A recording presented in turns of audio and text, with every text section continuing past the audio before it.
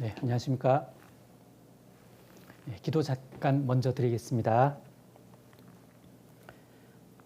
하나님 감사합니다. 예수님 피로 구원해 주시고 주님의 몸된 교회 안에서 교사라는 귀한 봉사로 오늘까지 주님을 섬기는 신앙 할 수 있도록 도와주셔서 감사드립니다. 오늘 우리 선생님들과 함께 공과 공부하는 중에 주님께서 우리 각 사람의 마음을 도와주셔서 같이 배우는 말씀 안에서 우리 예수님의 사랑을 더욱 발견하고 기뻐할 수 있도록 도와주시길 부탁드립니다. 또 우리 아이들에게도 그 마음을 잘 전해주고 또 바르게 잘 가르쳐 줄 수 있는 그런 교사가 되도록 도와주세요. 우리를 사랑하시는 예수님 이름으로 기도드립니다. 아멘. 네, 오늘 공과는 도피성입니다. 도피성.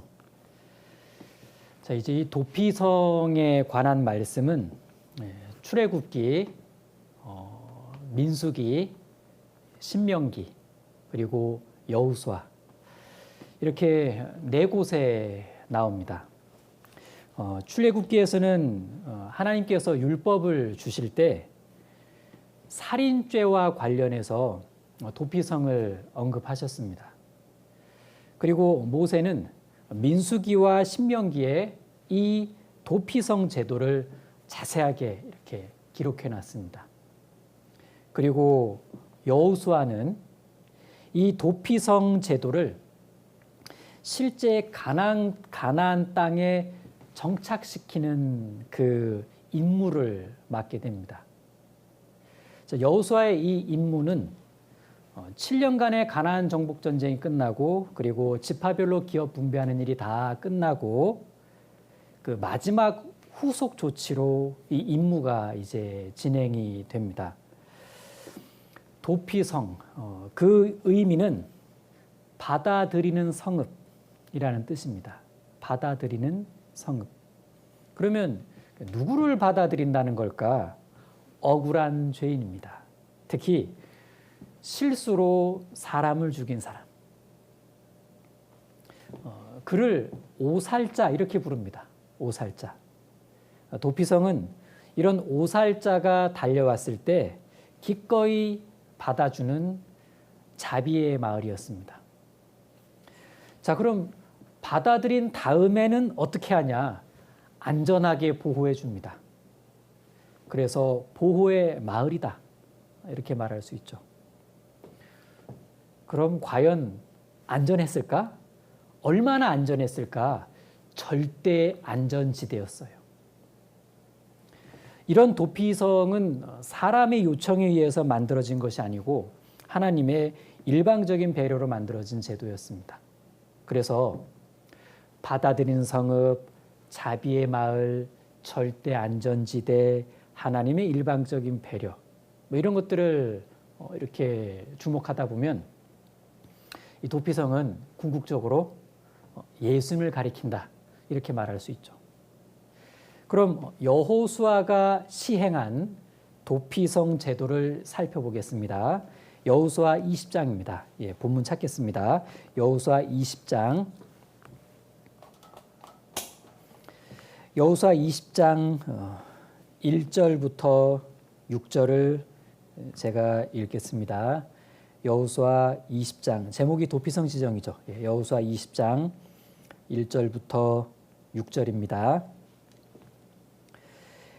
여호와께서 여호수아에게 일러 가라사대 이스라엘 자손에게 고하여 이르라 내가 모세로 너희에게 말한 도피성을 택정하여 부지 중 오살한 자를 그리로 도망하게 하라. 이는 너희 중 피의 보수자를 피할 곳이니라. 그 성읍들의 하나에 도피하는 자는 그 성읍에 들어가는 문 어귀에 서서 그 성읍 장로들의 귀에 자기의 사고를 고할 것이요 그들은 그를 받아 성읍에 들여 한 곳을 주어 자기들 중에 거하게 하고 피의 보수자가 그 뒤를 따라온다 할지라도 그들은 그 살인자를 그의 손에 내어주지 말지니 이는 본래 미워함이 없이 부지중에 그 이웃을 죽였음이라.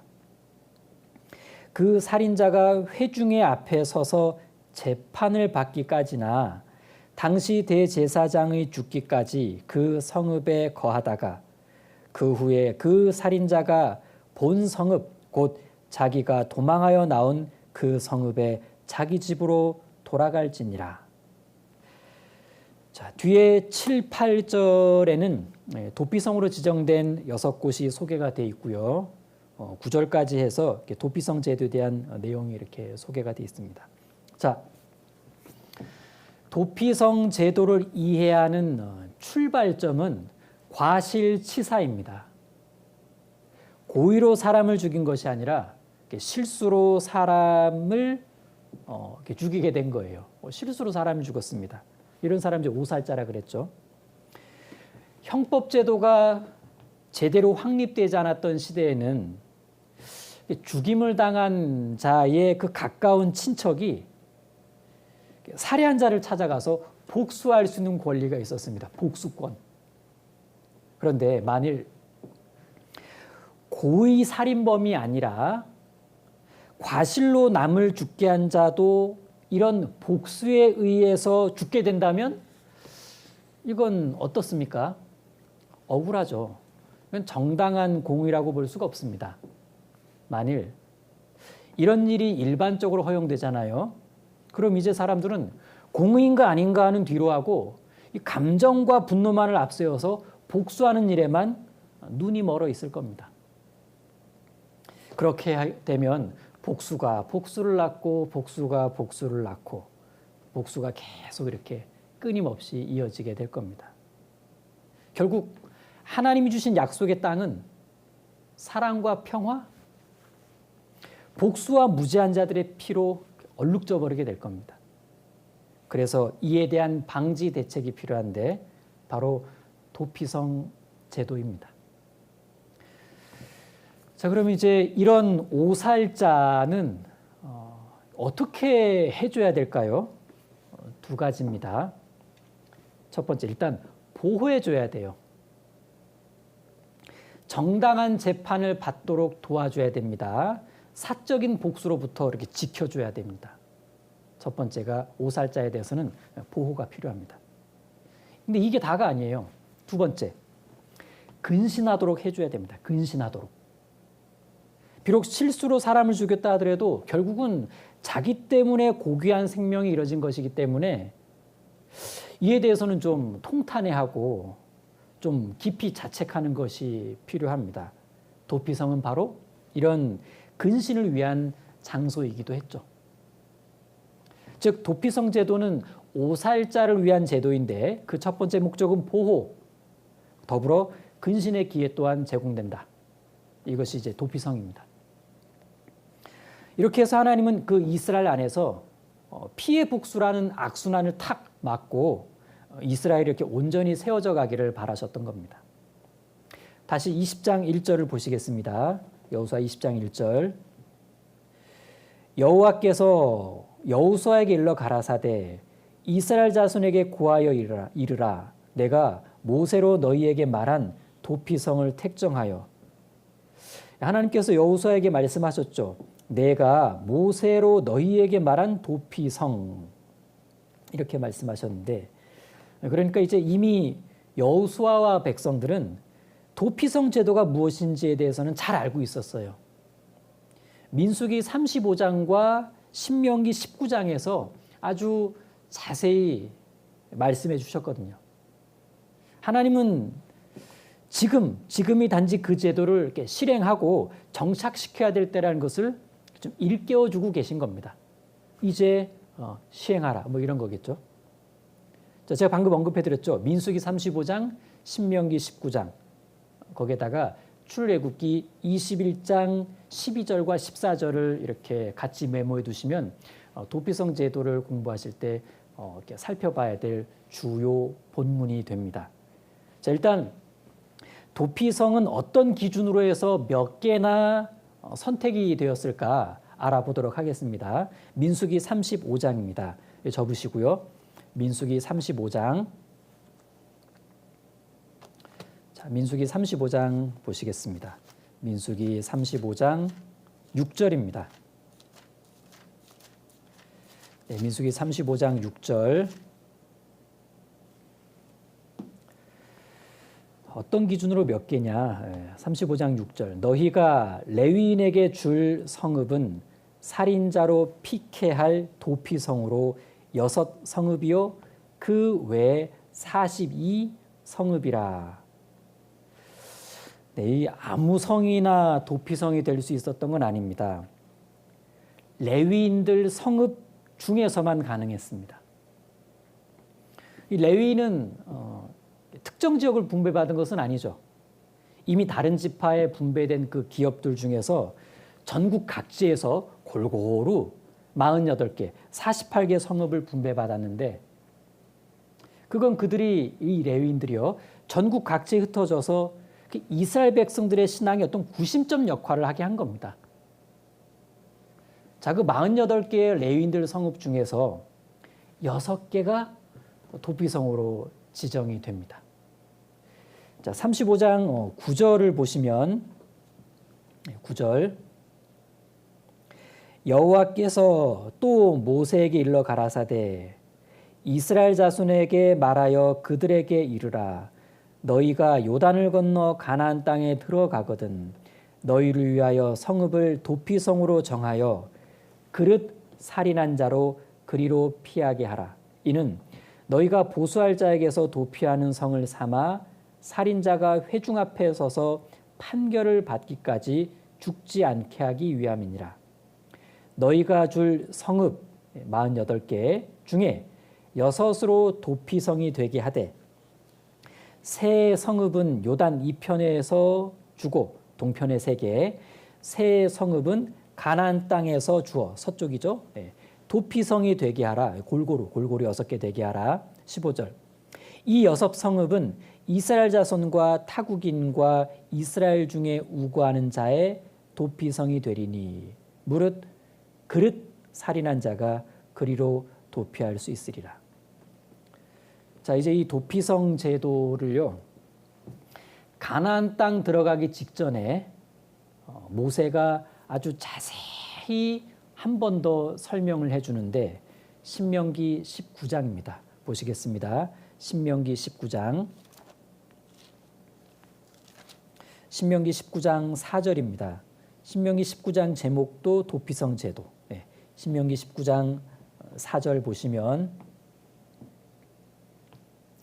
살인자가 그리로 도피하여 살만한 경위는 이러하니 곧 누구든지 본래 혐언이 없이 부지 중에 그 이웃을 죽인 일 가령 사람이 그 이웃과 함께 벌목하러 살림에 들어가서 손에 도끼를 들고 벌목하려고 찍을 때 도끼가 자루에서 빠져 괄호 열고 아이쿠 가로 닫고 그 이웃을 맞춰 그로 죽게 함 같은 것이라.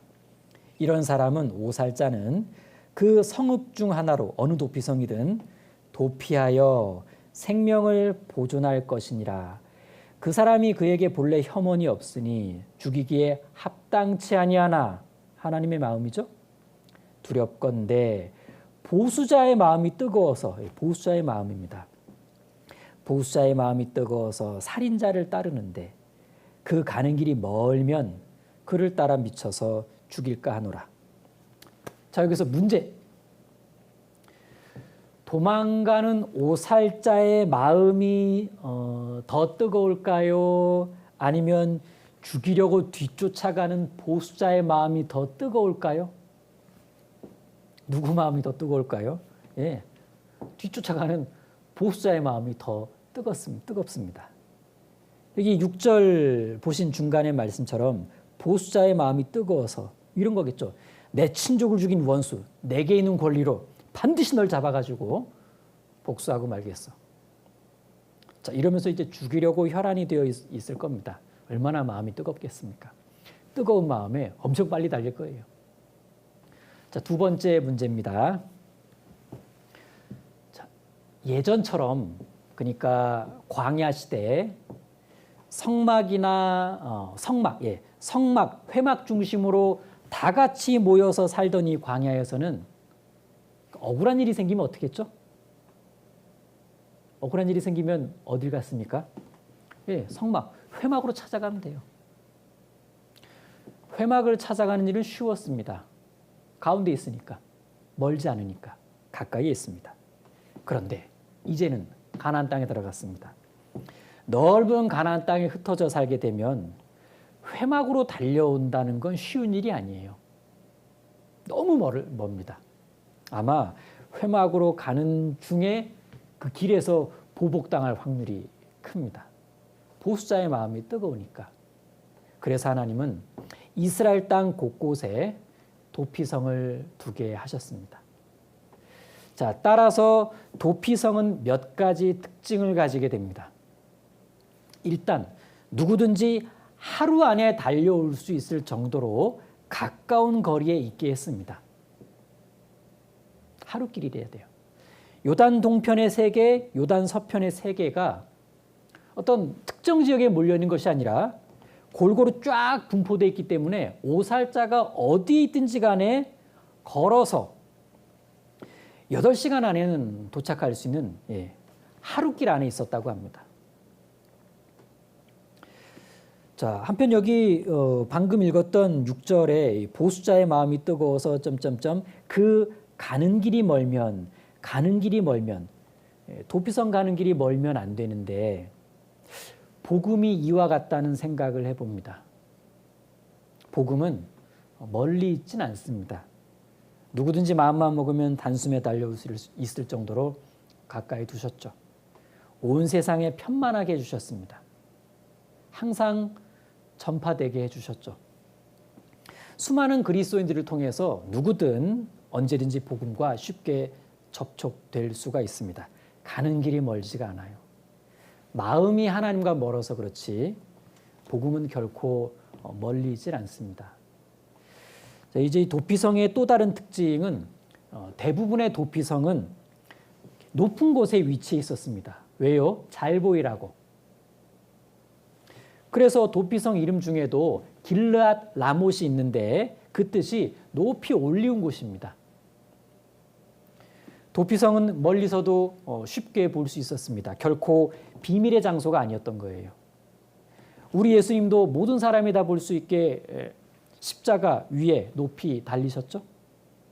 구원의 복음 역시 비밀의 메시지가 아닙니다. 열린 메시지예요. 누구에게나 다 공개되어 있습니다. 자, 그리고 이 도피성으로 가는 길이 좀 특별했어요. 가는 길이 특별했는데, 자, 도피성은 높은 곳에 있으니까 뭐 찾기도 쉽고 하루길 안에 있으니까 이렇게 금방 갈 수도 있을 것 같지만 만약 그 가는 길이 너무 험해 그러면 제때 도착할 수가 없습니다. 그래서 도피성으로 가는 길은 아주 잘 닦여 있었다고 합니다. 잘 닦아 놓으라고 하셨어요. 신명기 19장 여기 3절을 보시면 19장 3절 보시면 내 하나님 여호와께서 내게 유업으로 주시는 땅의 전체를 3구로 분하여 그 도로를 닦고 무릇 살인자를 그 성읍으로 도피케 하라. 자, 이게 그 도로를 닦고 뭐 산 넘고 강 건너서 알아서 찾아오라고 하시지 않았습니다. 길을 잘 내줬어요. 얼마나 길을 잘 닦아 놓았냐면 그 랍비들의 구전에 의하면 도피성 가는 길이요 폭이 14m나 되었다고 합니다. 뭐 요즘으로 치면 대략 왕복 4차선 도로입니다. 대단하죠. 그러니까 길을 몰랐다는 핑계를 못 대는 거예요. 그리고 매년 12월이 되면요 꼭 도로를 점검하고 보수하도록 했습니다. 이뿐만이 아닙니다. 가나안 땅 곳곳에 도피성을 가리키는 도피하라라는 이 표지판을 세워두었다고 합니다. 도와줄 수 있는 건 다 도와준 거예요. 더욱 도피성다운 특징이 있는데 도피성의 성문은 항상 활짝 열려 있었다고 합니다. 보통 성문은 닫혀 있죠. 왜? 적이 쳐들어오니까. 근데 도피성 자체가 받아들이는 성읍이기 때문에 그 이름답게 성문이 열려 있었습니다. 어쩌면 이 부분이 도피성을 더욱 예수님의 예표답게 만들어주는 것인지도 모릅니다. 히브리서 10장 20절 말씀처럼 그 길은 우리를 위하여 열어놓으신 새롭고 산 길이다. 이렇게 말씀하셨는데 주님께서는 복음과 구원이라는 새롭고 산 길을 항상 열어놓고 늘 달려오는 영혼들을 이렇게 기다리고 계십니다. 자, 이렇게 해서 오살자가 도피성에 잘 도착할 수 있게 해놨는데 그럼 도착한 다음에는 어떻게 되는 건가요? 도착한 다음엔 어떻게 될까? 구체적인 절차가 여호수아 20장에 나와 있습니다. 자, 다시 돌아가겠습니다. 처음 봤던 여호수아 20장 3절 보시면요. 부지중 오살한 자를 그리로 도망하게 하라. 이는 너희 중 피해 보수자를 피할 곳이니라. 자, 4절 잘 보세요. 그 성읍들의 하나에 도피하는 자는 여기입니다.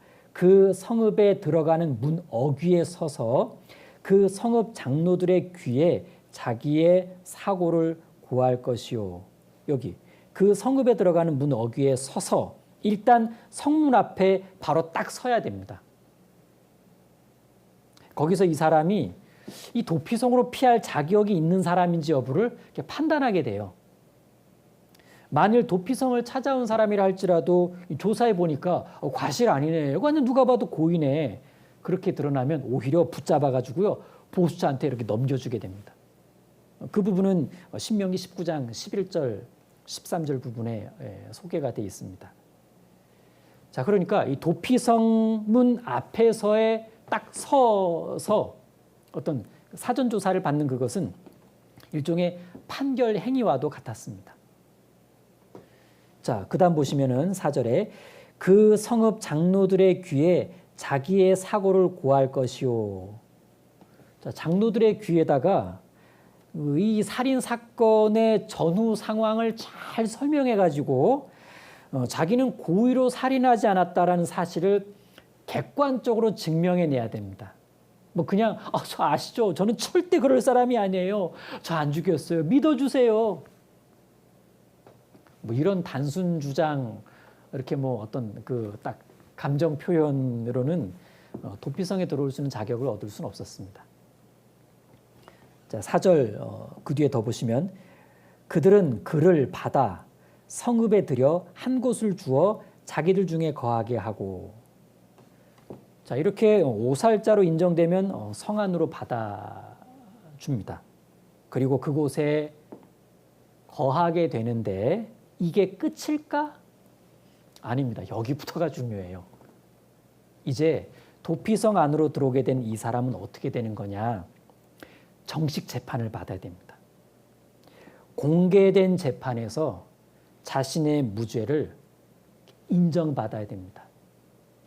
자, 물론 도피성 안으로 들어오기 전에 성문 앞에서 이제 고의적인 살인인지 과실치사인지를 이렇게 간단히 조사를 받긴 했습니다만 성 안으로 들어온 다음에는 다시 정밀 조사를 받아야 돼요. 이 정식 재판에서 역시 과실치사다라고 인정이 되면 이제는 보수자에게 절대 넘겨주지 않습니다. 도피성 안에서 살 수 있게 되는 겁니다. 그러니까 성문 앞에서 간단히 조사받은 후에 오살자라고 인정이 돼서 그때부터 보수자에게 내어주지 않았던 이유는 정식 재판의 기회를 보장해 준 거예요. 저기 20장 9절 보시면요. 20장 9절 끝에 보시면 그는 20장 9절 끝에요. 그는 회중 앞에 설 때까지 거기 있을 것이니라. 재판받을 기회를 보장받는 겁니다. 자, 그러면 사건의 진행이 이제 이와 같은 결론에 이르렀을 때 오살자. 자, 그럼 이제 우리의 마음은 어떨까요? 막 이 사람 막 축하해주고 싶죠. 기쁩니다. 예. 야, 그 잘 됐다고. 이젠 당신 안심해도 된다고. 이제 이곳에서 안전하게 계속 살 수 있게 됐습니다. 자, 그런데 여기서 이런 의문이 하나 들지 않습니까? 이제 뭐 도피성 안에서 살 수 있다고는 했는데 도피성에서 안 살고 그냥 빨리 자기 집으로 돌아가면 안 될까요? 집이 그립잖아요. 가족들이 기다리고 있고. 안 돼요. 못 돌아갑니다. 정확히 말하자면 당장은 안 돼요. 당장은 못 돌아갑니다. 자기 집으로 돌아가려면 조건 하나가 있어요.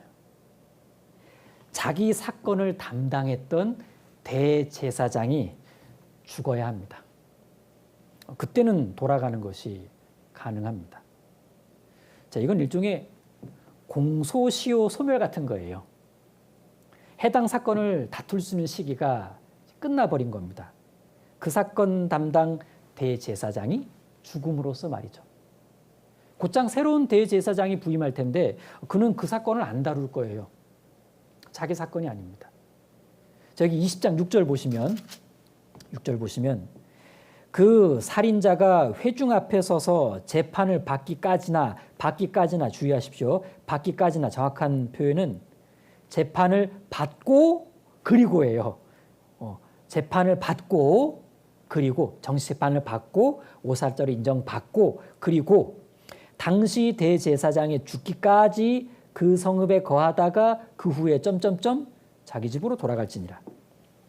결국 도피성으로 도망온 오살자가 가족들이 기다리는 자기 집으로 안전하게 돌아갈 수 있으려면 두 가지, 즉 정식 재판에서 과실치사라는 것을 인정받아야 되고 두 번째, 해당 사건 대제사장이 죽어야 됩니다. 그때 진정한 자유가 주어집니다. 마치 우리가 죽음의 권세에서 해방된 것이 대제사장 되시는 예수님이 죽으시고 다시 부활하심으로써 우리가 진정한 자유를 얻게 된 것처럼 그것과 참 흡사합니다. 그리고 대제사장이 죽기까지는 이 도피성 안에서만 살게 한 이유가 또 있습니다. 왜 굳이 여기서 꼭 살게 했을까? 제가 아까 시작할 때 이 도피성 제도는 오살자에 대한 보호와 근신 이 두 가지 큰 틀에서 이해하면 유익하다고 말씀드렸는데, 자, 그렇습니다. 오살자가 이 도피성에서 거주하는 그 기간은 어떤 근신 기간과도 같았습니다. 비록 실수로 사람을 죽였다 하더라도 결국 자기 때문에 고귀한 생명이 이뤄진 거니까 오살자는 이에 대해서 좀 통탄해하는 마음이 있어야 되고 깊이 자책하는 것이 합당했던 거예요. 그래서 이 도피성 안에서 일단 생명을 보존해 준 것에 대한 그 감사의 마음은 기본이고, 이 대제사장이 죽기까지는 어떤 근신의 마음과 자세로 살게 했던 겁니다. 실수한 자에게도 근신은 필요했던 겁니다. 자, 이걸 한번 생각해 보시죠. 만일 이렇게 안 하고 재판에서 오살자로 확정되기만 하면 그냥 마음대로 고향에 돌아가서 자유롭게 살 수 있게 해줬다면 어떻게 될까요? 그 죽은 자의 친족들이 속이 부글부글할 겁니다. 눈에 보이잖아요, 저 사람이. 과실로 죽였든 뭐 어떻게 했든지 간에 저 사람 때문에 내 가까운 가족이 죽었으니까. 근데 저 사람이 웃고 다녀. 행복해. 잘 살아. 죽은 자의 친족들의 감정을 자극하게 됩니다. 복수심을 더 불러일으킬 겁니다. 그래서 이런 복수심을 자극하는 것을 막고 어떤 그들의 어떤 보수자의 그 마음들을 좀 이렇게 다소 누그러뜨릴 수 있는 시간적인 여유가 필요한데, 그게 바로 보수자로부터 오살자를 분리 격리시키는 도피성 생활이라는 겁니다. 이런 관점에서 보면요, 기가 막힙니다. 이 도피성 제도가 이 당시가 고대 사회라는 것을 감안할 때 보면은 상당히 뛰어난 법인 겁니다. 피해자와 가해자, 양편 모두를 배려한 굉장히 섬세한 법이거든요. 그런데 만일 이 오살자가 도피성에 살다 보니까 답답해. 그래서 어느 날 밖으로 나갔습니다. 그러다가 뭔 일 생기면 어떻게 될까요? 자, 민수기 보겠습니다. 민수기 35장입니다. 아까 봤던 민수기 35장 26절입니다. 민수기 35장 26절. 자, 민수기 35장 26절부터 28절을 제가 읽겠습니다. 그러나 살인자가 어느 때든지 그 피하였던 도피성 지경 밖에 나갔다 하자. 피를 보수하는 자가 도피성 지경 밖에서 그 살인자를 만나 죽일지라도 위하여 피 흘린 죄가 없나니 이는 살인자가 대제사장이 죽기까지 그 도피성에 유하였을 것임이라. 대제사장의 죽은 후에는 그 살인자가 자기의 산업의 땅으로 돌아갈 수 있느니라. 그때까지 기다리지. 결국 보호받지 못합니다. 이 사람 스스로는 보호받을 권리를 포기한 사람이에요. 하나님이 특별히 주신 은혜를 버린 것과 같죠. 오살자가 결국 살 수 있는 유일한 길은 도피성 밖에 없었습니다. 그 안에만 있었어야 돼요. 만약 다른 방법으로 자기 나름대로의 방법으로 살아보려고 애를 쓴다면 그러면 그럴수록 도피성과는 멀어지겠죠. 자기 방법을 찾으려고 하는 오살자일수록 도피성 가야지라는 생각이 희미해질 겁니다. 뭐 그러다가 살 길을 놓쳐버리는 거죠. 왜? 보수자의 마음이 뜨거우니까. 도피성은 있으나 도피성의 은혜를 누리지 못하는 자가 있기는 있었을 겁니다. 자, 우리 인생이 사실 이와 같습니다. 죄인이 살 수 있는 유일한 길은 예수님밖에 없습니다. 그분이 도피성이세요. 예수께서 가라사대 내가 곧 길이요 진리요 생명이니 나로 말미암지 않고는 아버지께로 올 자가 없느니라. 그런데 만일 죄인이 자기 방법대로 살려고 한다면 혹은 엉뚱한 방법으로 천국 가려고 한다면 결국은 살 길과 멀어지고 살 길을 놓쳐버리는 겁니다. 예수님 놓쳐버리고 예수님과 멀어지는 거예요. 자, 한편 이 도피성은 이스라엘뿐만 아니라 이렇게 타국인에게까지 적용이 되었죠. 타국인에게까지. 여기 민수기 35장 15절 보시면 이 여섯 성읍은 이스라엘 자손과 타국인과 이스라엘 중에 우고하는 자의 도피성이 되리니 무릇 그릇 살인한 자가 그리로 도피할 수 있으리라. 그러고 보면 역시 도피성은 온 세상 사람들의 구세주가 되어주신 예수님을 예표합니다. 온 세상 사람들을 위한. 자, 그럼 이제 이런 궁금증이 혹시 생기지 않습니까? 자, 도피성 안에서 살게 된 오살자는 그곳에서 어떻게 생활했을까요? 죄인 취급받진 않았을 텐데 여하튼 들어갔다는 말씀만 있지 뭐 어떻게 살았다는 내용은 없습니다. 자, 제가 한번 문제를 내볼게요. 자, 우리끼리 문제입니다. 객관식이에요. 자, 오살자 그들의 도피성 생활은 어떠했을까? 1번 맨날 눈치 보면서 살았다. 2번 눈치 볼 필요 없이 살았다. 자, 몇 번일까요? 네, 2번 눈치 볼 필요가 없었을 겁니다. 왜? 자, 보세요. 이제 제가 오살자입니다. 열심히 달려가가지고 도피성 드디어 들어갔어요. 정시제빵까지 다 받았습니다. 자, 그래서 이제 도피성 안에서 딱 생활을 하려고 딱 정착을 딱 했는데 보니까 내가 일본 오살자가 아니었던 거예요.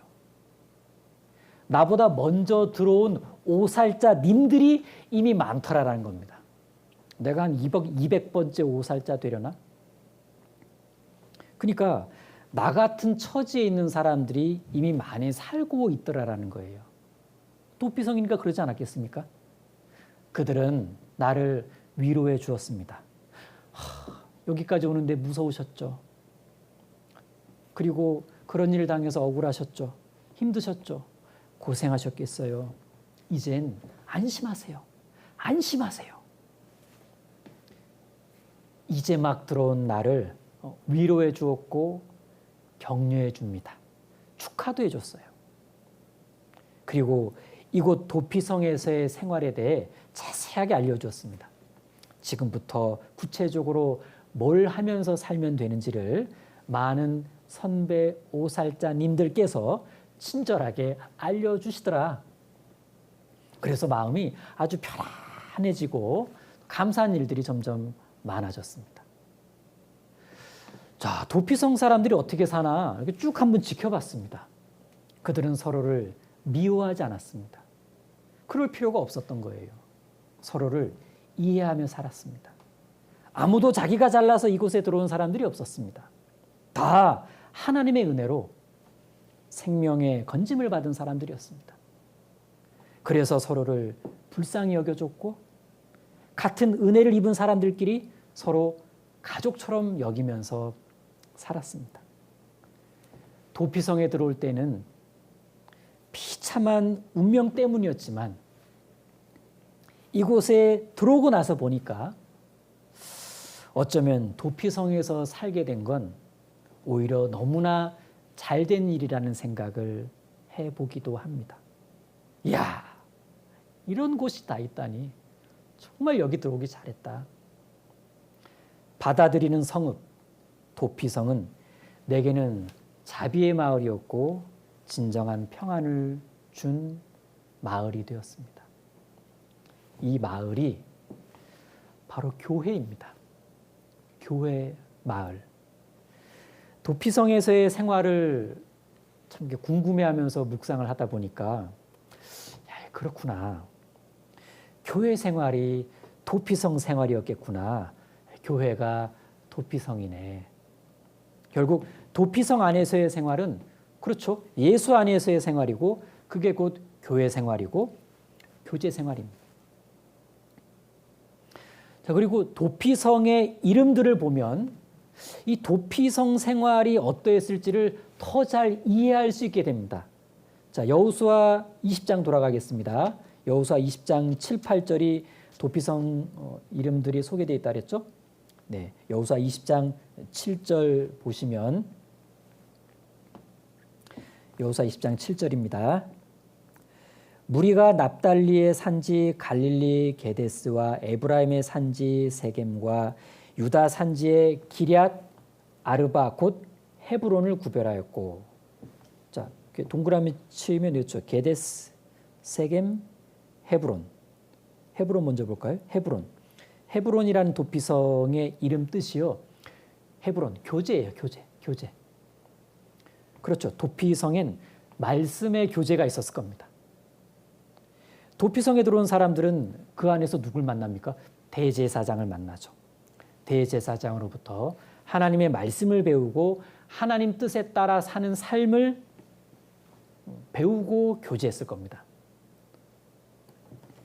이 구원받은 사람이 그렇지 않습니까? 교회 안에 들어와서 그 안에 계신 머리로 계신 주님으로부터 말씀을 배우고 그리스도인의 삶을 사는 것에 대해서 우리가 서로 교제를 나눕니다. 자, 세겜, 게데스를 먼저 볼까요? 게데스. 게데스라는 도피성의 이름 뜻은 거룩입니다. 거룩. 예, 이 도피성 안에서는 깨끗하게 살았을 겁니다. 거룩. 오살자는 이 도피성 시민이 된 순간부터는 죄인이 아니라 죄에서 거룩해진 사람입니다. 죄에서 거룩해진 사람. 그렇게 인정해 줬거든요. 그래서 그는 거룩해진 사람답게 살아가려고 소소한 죄들부터 멀리 했을 겁니다. 전에는 죄가 달았는데 이제는 씁니다. 그래서 이제 싫어졌어요. 그리고 이런 곳에 있으면서 저런 죄를 짓는다는 건 정말 어울리지 않아. 이렇게 생각하지 않았겠습니까? 무엇보다 나를 받아준 이 도피성 대제사장이 내가 저렇게 사는 거 싫어할 거야. 그걸 알아요. 우리가 구원받고 교회 안에 들어올 때 그랬습니다. 지금도 그렇죠. 자, 세겜. 세겜이라는 도피성 이름은 그 뜻이 어깨입니다. 어깨. 어깨하면 이렇게 짐 올리는 건데, 도피성은 내가 짊어졌던 무거운 짐을 대신 어깨에 짊어져 주었습니다. 이제 죄짐에서 해방된 사람은 앞으로 남은 인생 동안 뭔가 이제는 좀 의미 있는 새로운 짐을 지고 싶어 했을 거예요. 그건 뭐 누가 시켜서가 아니라, 눈치를 줘서가 아니라 그냥 내가 하고 싶어서. 그래서 그 도피성 안에서 자기가 할 수 있는 일이 뭔가를 아마 찾지 않았겠습니까? 그리고 기쁜 마음으로 그 일을 하기 시작했을 겁니다. 우리도 그랬어요. 여호와께서 내게 주신 은혜, 모든 은혜를 무엇으로 보답할꼬? 그 은혜 때문에 미약하나마 보답의 삶을 삽니다. 지금의 우리가 하는 이 봉사가 내가 선택한 즐거운 짐이잖아요. 자, 이번엔 8절 보시면요. 또 여리고 동 요르단 저편 르우벤 지파 중에서 평지 광야의 베셀과 갓 지파 중에서 길르앗 라못과 므낫세 지파 중에서 바산 골란을 택하였으니. 베셀, 길르앗 라못, 골란. 자, 이 도피성 안에서의 매일매일의 삶은, 그 삶 속에서 마음은요, 틀림없이 이렇게 마음은 참 이렇게 안심이 되었을 거예요. 안전. 예. 왜? 절대 안전지대에 들어와 살고 있으니까. 여기 이제 이 베셀이라는 도피성 이름 뜻이 요새예요. 요새. 아, 내가 절대 안전지대 요새 안에 들어와 있구나. 교회 안에 있는 우리도 그렇습니다. 매일매일 영원한 안전을 확신하고 안심해야 합니다. 왜? 예수님이 요새시니까. 그리고 이 도피성 안에서는요, 전에는 몰랐던 기쁨과 즐거움을 누리면서 살아갑니다. 물론 이곳에서의 기쁨과 즐거움이 육신의 안락한 삶을 말하는 것은 아닙니다. 낯선 곳에서의 삶이니까 뭐 다소 고단했을 수도 있는데, 그러나 이 사람에게는 그 어떤 식지 않은 감격이 있었을 거예요. 야, 나를 받아주셨구나. 내가 살았구나. 내가 거룩해졌어. 야, 나를 이해해 주고 계시는구나. 나를 위로해 주고 계셔. 내게 늘 힘을 주고 계셔. 자, 이 감격이 어떤 기쁨과 즐거움을 계속 이렇게 샘솟게 해주었을 겁니다. 그래서 골란이라는 도피성의 그 이름 뜻이 기쁨과 즐거움입니다. 길르앗 라못이 있는데 그건 아까 좀 살펴봤죠. 높은 곳에 있다고. 자, 이제 이렇게 한번 정리를 해보겠습니다.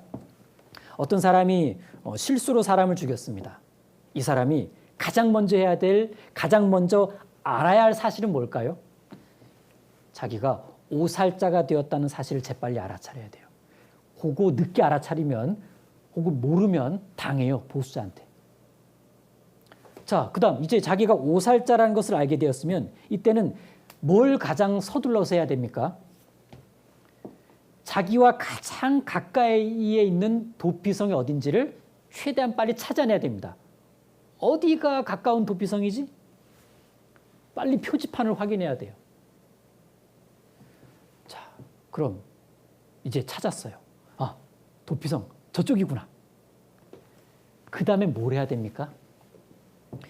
뒤도 돌아보지 말고 뛰어야 돼요. 뛰어! 재난 영화의 한 장면 같죠? 뛰어! 죽을 힘을 다해 도피성으로 향해 달려가야 됩니다. 한편 모든 인생들은 사실 의도치 않게 죄인으로 태어났습니다. 뿐만 아니라 어찌할 수 없는 죄성으로 인해서 죄인 줄도 모르고 죄 짓고 죄만 짓고 살다가 이 모양이 된 억울한 오살자거든요. 그렇다면 이 오살자 인생들도 마찬가지입니다. 자기가 율법과 같은 보수자에게 쫓김당하는 비참한 죄인이라는 사실을 빨리 알아차려야 됩니다.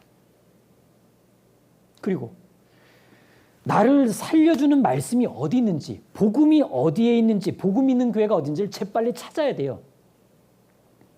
우물쭈물하다가는 경각간에 물어 떨어집니다. 그 다음 어떻게 됩니까? 찾았습니다. 그 다음엔 기다렸다가 내년 학예 수양회 가야 돼요? 아니면 바로 다음 주 전도 집회 참석해야 돼요? 예. 이제 이 죄인이 해야 될 단 하나의 일은 최대한 빨리 뒤도 돌아보지 말고 복음을 향해 달려가야 됩니다. 그래야 삽니다. 이때 우리가 할 수 있는 좋은 일이 있죠. 일단 구원의 도피성이 어딘지를 잘 알려줄 수 있는 우리는 안내 표지판이 되어줄 수 있습니다. 구원에 관한 한 우리가 도피성이 되어줄 수는 없지만 표지판은 되어줄 수 있거든요. 우리가 표지판 역할을 잘만 해도 놀라운 결과를 볼 수 있습니다. 이 표지판이요, 똑바로 세워져 있어야 되겠죠. 삐뚤어져 있으면 다른 사람들이 잘 못 봅니다. 그리고 표지판에 오물이 많이 묻어 있으면 제 역할 못해요. 그리고 도피성 표지판은 늘 유지보수했다고 그랬죠? 나라는 표지판도 늘 관리에 힘써야 됩니다. 즉 반듯하게 살아가고 죄를 묻히지 말고 혹이나 묻었다면 빨리 씻고, 그렇게 함으로써 지나가는 사람들이 나를 보고 아, 저기구나, 인생의 방향을 예수님께로, 복음을 향해 바로 틀 수 있도록 우리가 안내해 줄 수 있다는 얘기입니다. 안내 표지판, 도피성 표지판. 그리고 이 받아들이는 성읍, 피할 곳 되는 도피성을 이렇게 교훈받을 수도 있는데, 그리스도인이 신앙생활 중에 고난, 핍박, 큰 어려움을 겪을 때 그때도 예수님은 피할 곳, 도피성이 되어주십니다. 그리고요, 살다 보면 본의 아니게 내가 가해자도 되고 피해자도 돼요. 실수로 형제자매에게 피해를 입힐 수도 있고 내가 입을 수도 있습니다. 그래서 우리 각자의 마음속에도 다른 사람의 실수는 물론이고 자기 자신의 실수도 좀 너그럽게 받아줄 수 있는 자비의 마을이 내 안에 있다면 우리도 예수님과 같은 도피성의 사람으로 살아갈 수가 있습니다. 형제자매의 관계에서도 좀 더 넉넉해질 거예요. 자신에 대해서도 너그러짐으로써 신앙의 자존감도 높아질 겁니다. 그리고 개인적으로 가졌던 의문 하나를 한번 말씀드려 볼까 합니다. 6개의 도피성이 가나안 땅 어디에서나 이렇게 쉽게 다다를 수 있도록 분포되어 있었다 그랬는데, 각 도피성 간엔 정삼각형을 그릴 수 있을 정도로 굉장히 이렇게 섬세하게 배정이 돼 있었던 거예요. 이런 생각해 봤습니다. 도피성을 좀 더 많이 만들어 주시지. 6개보다 많이. 그럼 더 쉽게 빨리 갈 수 있을 텐데. 계속 생각을 해보니까 제 생각인데, 거리가 마음을 증거해 주는 것 같아요. 거리가 마음을 증거해 준다. 지나치게 가까우면 간절해서 찾아가는지를 알 수가 없습니다. 살려는 의지가 있는지, 도피성을 믿는 믿음이 있는지, 이런 건 도피성이 적정 거리를 두고 있을 때 입증이 되는 것 같아요. 그러고 보니 우리에겐 전도 집회가 그랬고 또 수요 말씀과 주일 말씀이 그렇다는 생각도 듭니다. 수고를 들여야 얻을 수 있는 어떤 심리적, 물리적 적당한 거리가 필요한 것 같습니다. 자, 이제 즐거운 과제 하나를 내드리고 마치겠습니다. 종이 한 장을 놓고 여러분 나름대로 상상해서 한번 도피성을 그려보는 거예요. 먼저 이스라엘 땅을 그립니다. 갈릴리 바다 사해 요단강, 동편과 서편에 적당하게 균등하게 도피성 6개를 그립니다. 그 다음엔 길을 그리는데, 도피성으로 가는 길을 그려보시는데, 보통 길은 그냥 꼬불꼬불 그려 놓으시고 도피성 가는 길은 일자 쭉 폭은 넓게 깔끔하게 정돈된, 그리고 표지판 곳곳에 심어두는 거 잊지 마시고, 자, 그리고 마지막으로는 도피성 성문은 좀 활짝 열어두고 그리세요. 그림에 솜씨가 있는 분은 도피성 위에 있는 그 군사들의 얼굴 표정을 무섭게 말고 가장 부드럽고 자유로운 눈빛으로 그려준다면 멋진 도피성 그림이 될 것 같습니다. 그 그림을 분반 시간에 아이들과 함께 나눈다면 참 좋은 분반 시간이 될 것 같습니다. 기도하고 마치겠습니다. 주님 감사합니다. 오늘 얻은 교훈들 또 살펴본 말씀들 좀 더 공부하고 묵상하면서 우리 아이들에게 보다 좋은 교육을 잘할 수 있도록 도와주시길 부탁드립니다. 감사드리며 예수님 이름으로 기도드립니다. 아멘.